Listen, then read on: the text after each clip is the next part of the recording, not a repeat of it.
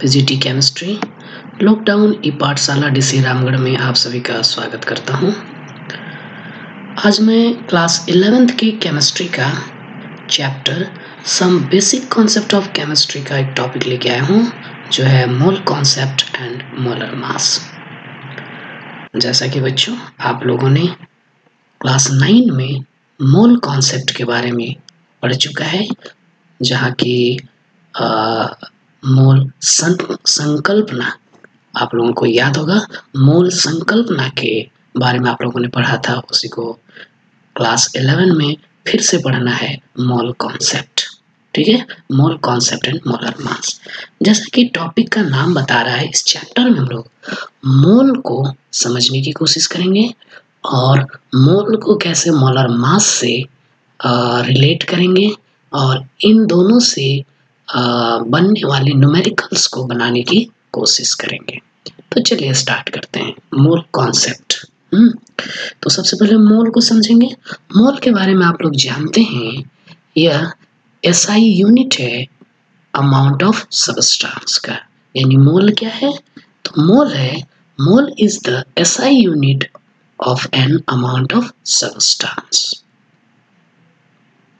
ठीक है, 1 mole is the amount of a substance that contains as many particles or entities as there are atoms in exactly 12 gram of the carbon-12 isotopes। फिर यहाँ पर हम लोग कार्बन-12 isotope की बात कर रहे हैं। Atomic mass unit last video में, वहाँ भी हम लोगों ने कार्बन-12 आइसोटोप की बात किया था। आइसोटोप यानी समस्थानिक, जो आप क्लास 9th-10th में पढ़ चुके हैं। ठीक है, तो कार्बन के कई आइसोटोप्स हैं, उसमें से कौन सा आइसोटोप की चर्चा हो रही है? कार्बन-12 आइसोटोप। तो 1 मोल क्या है? 1 मोल कह रहा है किसी भी सब्सटेंस का वह मास है, वह अमाउंट है जिसमें कार्बन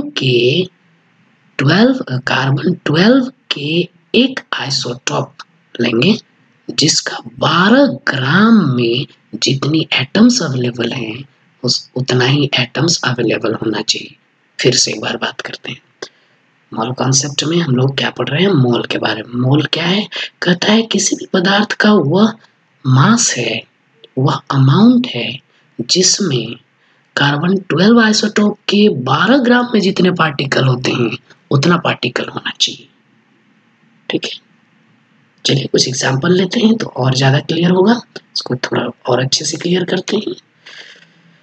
इस स्टेटमेंट को पढ़ने पर, इस डेफिनेशन को पढ़ने पर हमें पता चल रहा है कि the number of atoms in 12 gram of carbon twelve isotope का यहाँ पर हम लोग चर्चा कर रहे हैं। ठीक है, और इसमें कितने एटम्स हैं? तो 6.022 into 10 का पावर 23 एटम्स हैं। ठीक है, इस नंबर को आप लोग पहचानते हैं, 6.022 into 10 का पावर 23 एटम या 23, ये नंबर को आप लोग पहचानते हैं। आप लोगों को याद होगा 9th-10th में आप लोग एवोगाड्रो संख्या के बारे में पढ़े हैं। एवोगाड्रो संख्या क्या है? एवोगाड्रो नंबर क्या है? इसी नंबर को हम लोग एवोगाड्रो नंबर कहते हैं। यानी कि 1 मोल कोई सबस्टेंस यदि हम ले रहे हैं तो उसमें कितने पार्टिकल्स अवेलेबल रहेंगे? कहेंगे उतने ही पार्टिकल्स अवेलेबल रहेंगे जितना कार्बन-12 के 12 ग्राम कार्बन में पार्टिकल्स अवेलेबल हैं। और कार्बन-12 के 12 ग्राम कार्बन में कितने पार्टिकल्स अवेलेबल हैं? तो 6.022 into 10 to the power 23 particles हैं। ठीक है, और यहाँ पार्टिकल्स का टाइप क्या है? एटम है। कार्बन के केस में हम एटम की बात करेंगे। तो यहाँ डेफिनेशन में देखिए पार्टिकल यूज किया है। ठीक है, यानी कि इस पार्टिकल यूज करने का रीजन क्या है कि सबस्टेंस हमारा एटम भी हो सकता है, सबस्टेंस हमारा मॉलिक्यूल भी हो सकता है, सबस्टेंस आयन भी हो सकता है। तो जब हम आयन की बात करेंगे तो इतना आयन होना चाहिए, उतनी मात्रा होनी चाहिए, तभी हम 1 मोल कहेंगे। और जब मॉलिक्यूल्स की बात करेंगे तो कहेंगे किसी सबस्टेंस का वह अमाउंट होना चाहिए जिसमें इतना मॉलिक्यूल्स प्रेजेंट रहेगा, तभी उसको हम कहेंगे 1 मोल। ठीक है, इसको इस तरह से देखिए यहाँ पर एक छोटा सा कॉन्सेप्ट फिर आया है, मोलर मास। मोलर मास क्या है? तो कहता है कि एक मोल सब्सटेंस के मास को जब हम ग्राम में व्यक्त करते हैं, ग्राम में एक्सप्रेस करते हैं, तो उसको हम मोलर मास कहेंगे। यानी the mass of 1 mole of a substance in gram is called molar mass. ठीक है, समझ गए क्या करना है इसमें? 1 मोल ऑफ सब्सटेंस के मास को जब ग्राम में हम एक्सप्रेस कर देंगे तो उसी को हम कहेंगे मोलर मास। आगे इसका भी एग्जांपल लेके देखेंगे। तो यहाँ पर हम लोग मोल के बारे में ये समझ गए कि 1 मोल बराबर होगा मोलर मास। देखिए कार्बन 12 का मोलर मास क्या है? 12 है, और ग्राम एटम की जब बात करेंगे तो कितना हो जाएगा? 12 ग्राम हो जाएगा। वही मोलर मास की बात करेंगे तो 12 ग्राम हो जाएगा। तो कार्बन 12 आइसोटॉप का मोलर मास कितना है? 12। इसीलिए 1 मोल कार्बन बराबर कितना हो जाएगा?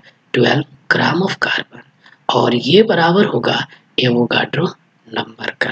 तो इस रिलेशन को आपको हमेशा दिमाग में रखना है कि 1 मोल बराबर मोलर मास या फिर एटॉमिक मास होगा बराबर एवोगाड्रोज नंबर होगा। ठीक है, इसको इस प्रकार से हम लोग लिख सकते हैं। 1 mole of carbon atom equals होगा 12 ग्राम ऑफ कार्बन। कौन सी कार्बन की बात कर रहा है? कार्बन 12 की, जो हाँ मैक्सिमम परसेंटेज में पाया जाता है, 98.88 है ना। तो उस आइसोटोप की बात कर रहा है। 1 मोल ऑफ कार्बन एटम बराबर क्या हो जाएगा? 12 ग्राम ऑफ कार्बन, और ये इक्वल होगा 6.022 इंटू 10⁻23 कार्बन एटम्स। ठीक है, चूंकि कार्बन है, कार्बन ये न्यूट्रल है, एटम है, तो यहाँ पर हम लोग एटम लिखेंगे। वही ग्रुप ऑफ एटम रहेगा तो यहाँ पर हम लोग मॉलिक्यूल्स लिखेंगे, और यदि आयन रहा तो यहाँ आयन लिखेंगे। चलिए एक करके कुछ एग्जांपल लेते हैं। 1 मोल ऑफ ऑक्सीजन एटम बराबर क्या होगा? तो इसका जो मोलर मास होगा, मोलर मास क्या होता है? तो यहाँ पर लिख देखिए, मोलर मास हम लोगों ने लिखा है कि 1 मोल ऑफ सब्सटेंस को एक ग्राम में जस्ट एक्सप्रेस कर देना है। यानी कि मॉलिक्यूलर मास या एटॉमिक मास को ग्राम में यदि हम एक्सप्रेस कर दिए तो वही उसका हमारा मोलर मास होगा। ठीक है, तो 1 मोल ऑफ ऑक्सीजन एटम बराबर हो जाएगा 16 ग्राम ऑफ ऑक्सीजन, और इसमें ऑक्सीजन के कितने एटम होंगे? 6.022 इंटू 10⁻23 ऑक्सीजन एटम होंगे। आई होप क्लियर है, ये यहाँ तक समझ में आया है। अब जरा मॉलिक्यूल का एग्जांपल लेते हैं। इसी तरह से 1 मोल ऑफ H2SO4 ले रहे हैं, तो देखिए यहाँ पर ग्रुप ऑफ एटम आ गया, हाइड्रोजन है, सल्फर है, ऑक्सीजन है, यानी ये अब हमारा मॉलिक्यूल हो गया। तो जब ऐसा मॉलिक्यूल लेंगे और उसका 1 मोल की बात करेंगे तो फिर क्या करना पड़ेगा? इसका मोलर मास निकालना पड़ेगा। ठीक है, मोलर मास कितना होगा? 98 ग्राम। आप लोग निकाल लीजिएगा। हाइड्रोजन, सल्फर और ऑक्सीजन सभी का अलग अलग लेकर यदि ऐड करेंगे तो ये कितना आएगा? 98 ग्राम ऑफ H2SO4 आएगा। तो फिर इसमें H2SO4 के कितने मॉलिक्यूल हैं? तो देखिए ये कांस्टेंट है, ये फिक्स है, ये नंबर ये कांस्टेंट है। कितना आएगा? 6.022 इंटू 10⁻23 मॉलिक्यूल्स ऑफ H2SO4 आएगा। ठीक है, तो जब एटम की बात करेंगे तो इतना एटम्स होंगे, जब मॉलिक्यूल की बात करेंगे तो इतना मॉलिक्यूल्स होंगे, और जब आयन की बात करेंगे तो इतना आयन्स होगा। ठीक है, और कुछ एग्जांपल ले लेते हैं। जैसे यहाँ बात कर रहे हैं 1 मोल ऑफ सोडियम एटम बराबर कितना हो जाएगा? 20 gram of sodium, 23 gram of sodium. 23 ग्राम क्यों ले रहे हैं? क्योंकि सोडियम का मॉलिक्यूलर मास 23 U के आसपास होता है, यानी इसको हम ग्राम में यदि व्यक्त करेंगे तो ये 23 ग्राम हो जाएगा, यानी ये हमारा एटॉमिक मास होगा, है ना। तो इसके बराबर कितना एटम हो जाएगा? 6.022 इंटू 10⁻23 एटम्स ऑफ सोडियम होगा, क्योंकि यहाँ सोडियम ले रहे हैं। ठीक है, इसी तरह से वाटर मॉलिक्यूल्स के लिए ले सकते हैं। 1 मोल ऑफ H2O मॉलिक्यूल, इसका क्या मास होगा? तो इसका मोलर मास हो जाएगा 18 ग्राम ऑफ H2O, 18 ग्राम हो जाएगा। और इसमें कितने वाटर मॉलिक्यूल होंगे? तो 6.022 इंटू 10⁻23 मॉलिक्यूल्स होंगे H2O के। ठीक है, इसी तरह से CO2 का भी हमने लेके देखा है। CO2 सॉरी, यहाँ पर हमने मिस्टेक किया है, 44 ग्राम होगा। यहाँ 98 की जगह पर 44 हो जाएगा, क्योंकि इसका 12 और ये 16 टू जा 32, 32 एंड 12 हो जाएगा 44 gram of CO2। By mistake हमने यहाँ 98 लिख दिया है। बराबर कितना हो जाएगा, 6.022 इंटू 10 का पावर 23 CO2 मॉलिक्यूल। ठीक है, तो इस तरह से हम लोग मॉलिक्यूल्स और एटम के को लेकर मोल कॉन्सेप्ट को समझ गए। अब मोल, यदि हमें मोल पता है तो वहां से उसका हम मोलर मास निकाल सकते हैं, और मोलर मास यदि पता है तो नंबर ऑफ एटम्स निकाल सकते हैं, या फिर नंबर ऑफ एटम्स या नंबर ऑफ मॉलिक्यूल्स पता है तो वहां से हम नंबर ऑफ मोल्स भी कैलकुलेट कर सकते हैं, और फिर नंबर क्या कहते हैं, मोलर मास भी या एटॉमिक मास भी कैलकुलेट कर सकते हैं, ग्राम एटम भी कैलकुलेट कर सकते हैं। ठीक है, अब आयनिक कंपाउंड के केस में देखेंगे। तो देखिए, मॉलिक्यूल और एटम का कॉन्सेप्ट हमें लग रहा है क्लियर हो चुका है। अब कुछ आयनिक कंपाउंड का एग्जांपल ले रहे हैं, जैसे NaCl, KCl, Na2CO3, ये सब किसके एग्जांपल है, तो आयनिक कंपाउंड। आयनिक कंपाउंड कहने का मतलब इसके जो कंस्टिट्यूएंट एलिमेंट हैं, एटम हैं, जैसे सोडियम, पोटासियम, ये आयन के रूप में रहते हैं। जैसे NaCl में सोडियम प्लस और क्लोरीन माइनस, उसी तरह से पोटासियम क्लोराइड में पोटासियम प्लस क्लोरीन माइनस, इसी तरह यहाँ पर सोडियम प्लस और कार्बोनेट CO3 को कार्बोनेट कहते हैं, या 2 माइनस में रहता है। ठीक है, एक्चुअली में इसका कॉन्सेप्ट क्या है, तो कहता है कि आयनिक कंपाउंड के केस में कोई मॉलिक्यूल नहीं मौजूद रहता। जैसे NaCl ले लेंगे तो NaCl मॉलिक्यूल के रूप में नहीं रहता, बल्कि यहाँ यह सोडियम प्लस और क्लोरीन माइनस के रूप में मौजूद रहता है। और एक चीज यहाँ ध्यान देना है, एक सोडियम प्लस कई सारे क्लोरीन माइनस से घिरा हुआ रहता है।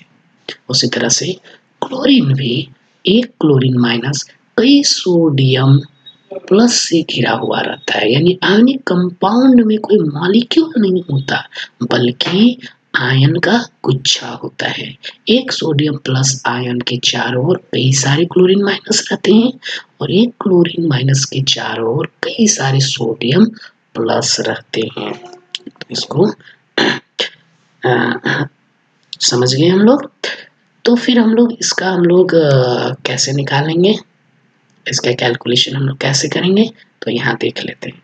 1 mole of NaCl, 1 mole of NaCl बराबर क्या हो जाएगा, तो इसका फॉर्मूला मास हमको निकालना पड़ेगा। ठीक है, फॉर्मूला मास यदि इसका निकालते हैं तो ये कितना होगा, 58.5 ग्राम ऑफ NaCl होगा। ठीक है, फॉर्मूला मास निकालने का हम लोगों ने पिछला वीडियो में चर्चा कर चुका है, कैसे निकालते हैं, तो वहां से आप एक बार देख सकते हैं कि कैसे फॉर्मूला मास निकाला जाता है आयनिक कंपाउंड्स का। ठीक है, तो इसका फॉर्मूला मास इतना होगा, ग्राम फॉर्मूला मास ग्राम में लिख दिए तो ये ग्राम फॉर्मूला मास हो गया, और इसके बराबर हमारा 6.022 इंटू 10 का पावर 23 आयंस। किसका आयंस होगा, सोडियम का। ठीक है, सोडियम कैसा आयन बनाता है, पॉजिटिव आयन, यानी इतना सोडियम प्लस आयंस होंगे, और इतना ही क्लोरीन माइनस आयंस भी होंगे। चूंकि फॉर्मूला यूनिट में हम देख रहे हैं एक सोडियम के साथ एक क्लोरीन है, तो जब 1 मोल NaCl की बात करेंगे तो 1 मोल सोडियम आयन भी होगा और 1 मोल क्लोरीन आयन भी होगा। तो 1 मोल सोडियम आयन में इतने सोडियम प्लस आयंस रहेंगे, और 6.022 इंटू 10 का पावर 23 क्लोरीन माइनस आयंस रहेंगे। इसी तरह उसी चीज को हमने यहाँ पर लिखा है, फॉर्मूला मास ऑफ NaCl का क्या होता है, 58.5 U, और इसको जब हम 1 मोल ऑफ NaCl लिखेंगे, है ना, यानी ग्राम फॉर्मूला मास में इसको हमको एक्सप्रेस करना पड़ेगा, तो ये क्या हो जाएगा, 58.5 ग्राम हो जाएगा। इसी तरह से 1 मोल ऑफ Na2CO3 की जब बात करेंगे तो इसका हमें ग्राम फॉर्मूला मास निकालेंगे तो ये हो जाएगा 106 ग्राम। ठीक है, लेकिन 106 ग्राम में कितना सोडियम आयन मिलेगा, तो इसका फॉर्मूला यूनिट में हम देख रहे हैं 1 मोल बनने में 2 मोल सोडियम यूज हो रहा है। देखिए Na2 है, 2 मोल यूज हो रहा है।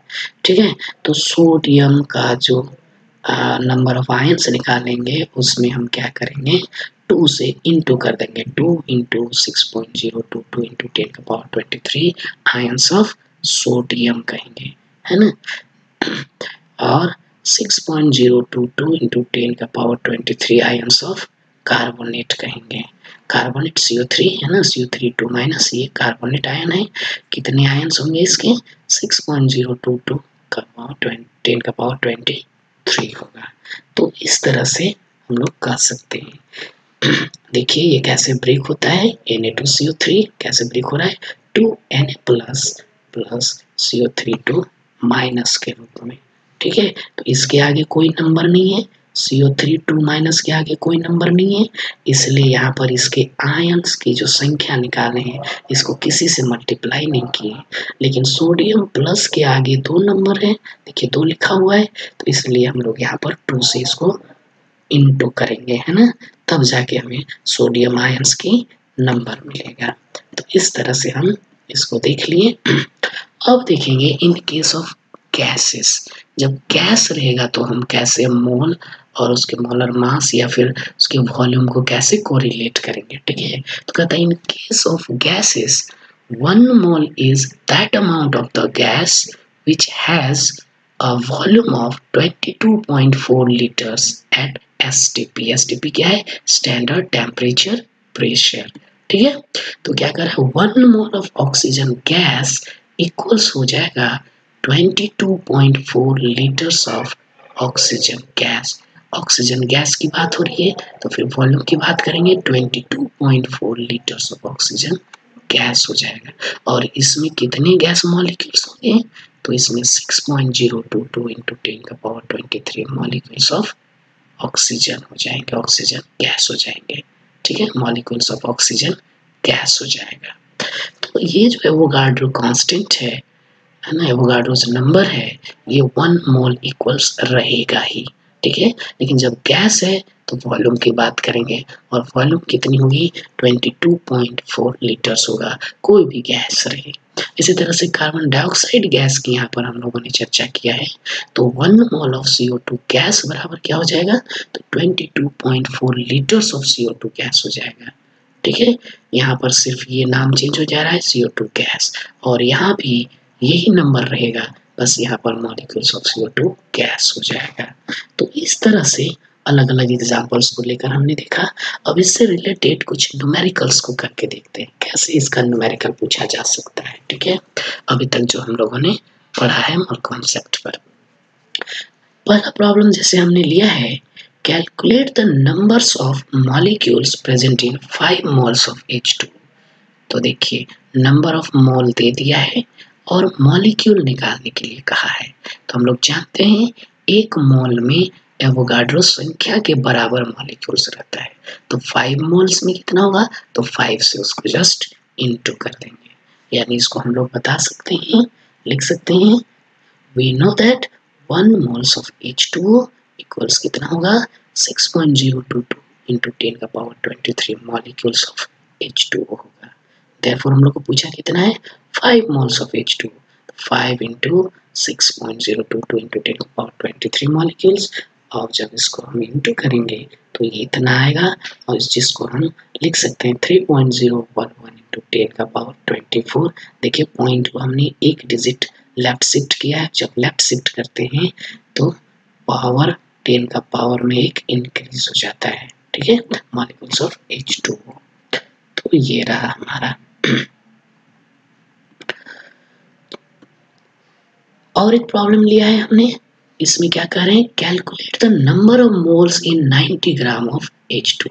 यहाँ पर मास दे दिया है, मोलर मास, ये यहाँ पर मास दे दिया है, पिछला में मोल्स दे दिया था। ठीक है, पिछला में नंबर ऑफ मॉलिक्यूल्स निकालना था, यहाँ पर नंबर ऑफ मोल्स निकालना है। तो हम लोगों को पता है 18 ग्राम H2O बराबर 1 मोल ऑफ H2O होता है। 18 ग्राम से H2O कैसे आया ये, तो इसका हम लोग निकाल सकते हैं मोलर मास कितना, 16 और 2 हाइड्रोजन के लिए 2, चूँकि एक हाइड्रोजन का 1 होता है तो 2 के लिए 2 हो जाएगा, 16 2 18, यानी 18 ग्राम ऑफ H2 बराबर क्या होता है 1 मोल ऑफ H2O। तो इसलिए हम लोग को 90 ग्राम ऑफ H2O बराबर क्या हो जाएगा, तो 90 gram divided by 18 moles of H2O, यानी डिवाइड करेंगे तो 5 मोल्स ऑफ H2O हो जाएगा। यानी 90 ग्राम वाटर यदि दिया हुआ है तो उसमें कितना मोल्स वाटर रहेंगे, 5 मोल्स वाटर रहेंगे। और यहाँ से नंबर ऑफ मॉलिक्यूल्स कैसे निकालेंगे, कितना मॉलिक्यूल रहेगा, तो पिछला प्रॉब्लम में हम लोगों ने कर लिया है। तो इस तरह से मोल कॉन्सेप्ट को आज हम लोगों ने पढ़ लिया, समझ लिया, ठीक है। तो आज हम लोग क्लास यहीं पर समाप्त करते हैं। धन्यवाद।